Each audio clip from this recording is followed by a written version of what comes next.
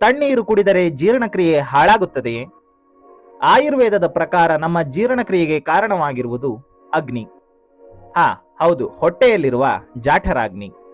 ಅತಿಯಾಗಿ ತಣ್ಣಗಿರುವ ನೀರು ಈ ಅಗ್ನಿಯನ್ನು ತಾತ್ಕಾಲಿಕವಾಗಿ ಮಂದಗೊಳಿಸಬಹುದು.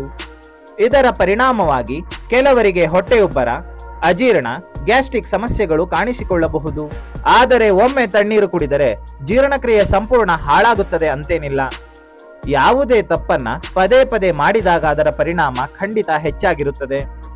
ವಿಶೇಷವಾಗಿ ಊಟವಾದ ತಕ್ಷಣ ಹೆಚ್ಚು ತಣ್ಣೀರು ಕುಡಿಯುವುದು ಹೊಟ್ಟೆಯ ಸಮಸ್ಯೆಗೆ ಕಾರಣ. ಉಗಿರು ಬೆಚ್ಚಗಿನ ಅಥವಾ ಸಾಮಾನ್ಯ ತಾಪಮಾನದ ನೀರು ಜೀರ್ಣಕ್ರಿಯೆಗೆ ಹೆಚ್ಚು ಸಹಕಾರಿ ಎಂದು ನಮ್ಮ ಆಯುರ್ವೇದ ಹೇಳುತ್ತದೆ.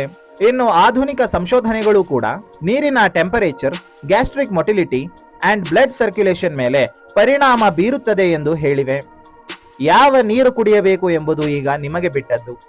ಇನ್ನು ಇಂತಹ ಆರೋಗ್ಯ ಸಂಬಂಧಿಸಿದ ಮಾಹಿತಿಗೆ ತಪ್ಪದೆ ನಮ್ಮ ಚಾನಲ್ ಅನ್ನ ಸಬ್ಸ್ಕ್ರೈಬ್ ಮಾಡಿ.